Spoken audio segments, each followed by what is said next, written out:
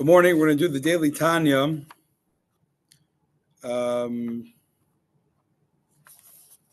for Thursday, 28th of Tammuz, July 24th.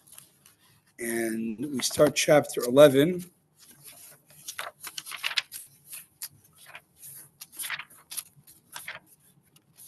Okay. Quick recap for those who want to know how we got to chapter 11. Not bankruptcy, just, in this treatise. There's two levels of teshuvah. The first is the lower level, which you do to atone and,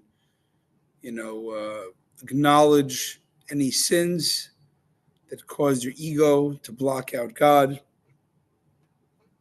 And by doing that, the person attains humility. Being aware of our mistakes helps us retain humility.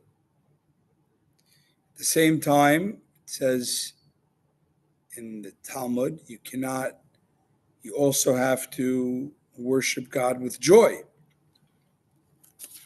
In the past chapter, the Alter Rebbe explained that there's two steps. Step one is, meaning you can do it at separate times. Should you be contrite or should you be joyous?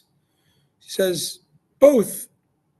The answer is always both, There's a time in the evening when you are contrite, which is a time of reckoning.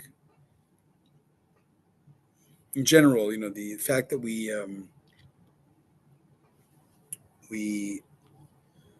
have we say the Shema before bed, which is traditionally a time of stock taking. Fits very well with the night. The night is, a time of darkness, stock taking of the darkness. That humbles a person. And then the next morning when they pray, they should pray with joy.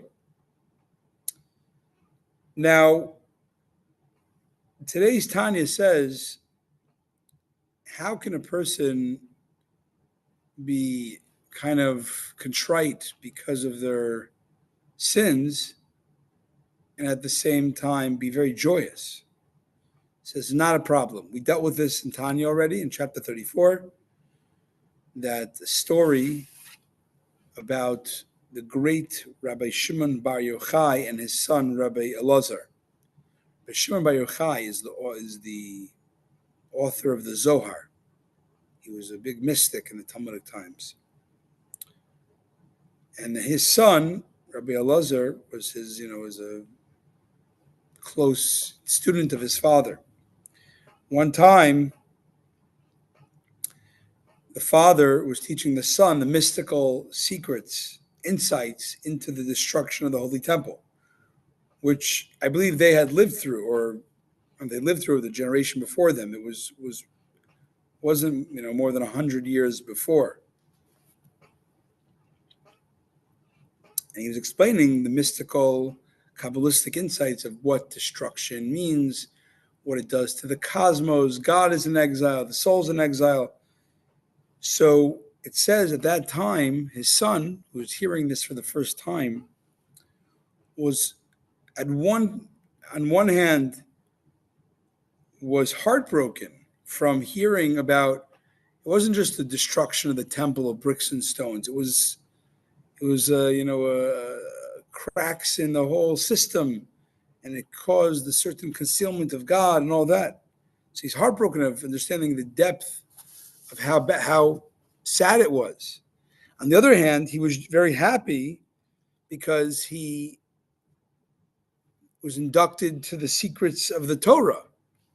So he's like heartbroken at the raw pain of what he just learned.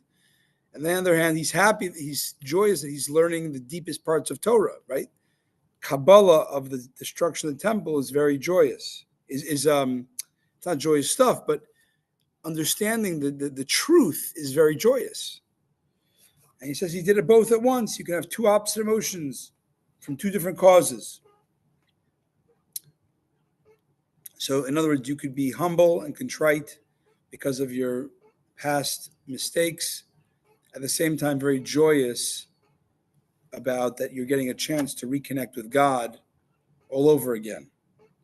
And this is besides the point with the basic trust and faith that we have and that we say every day in the Amidah. We say one of the 19 blessings is Slach Lanu. Sorry, we ask God to forgive us.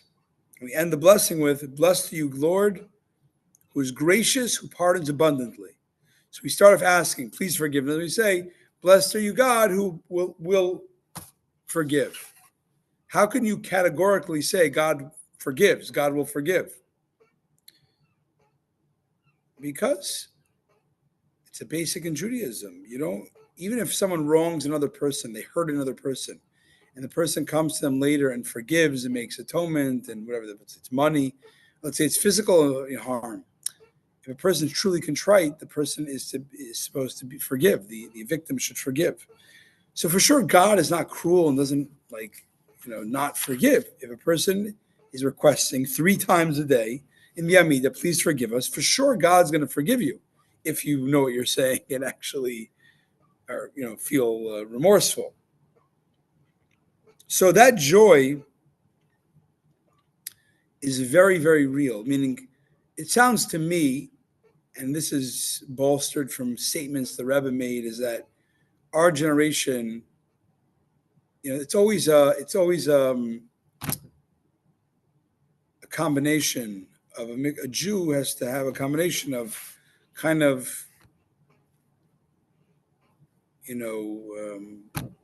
remorse or humility, a broken heart in a way.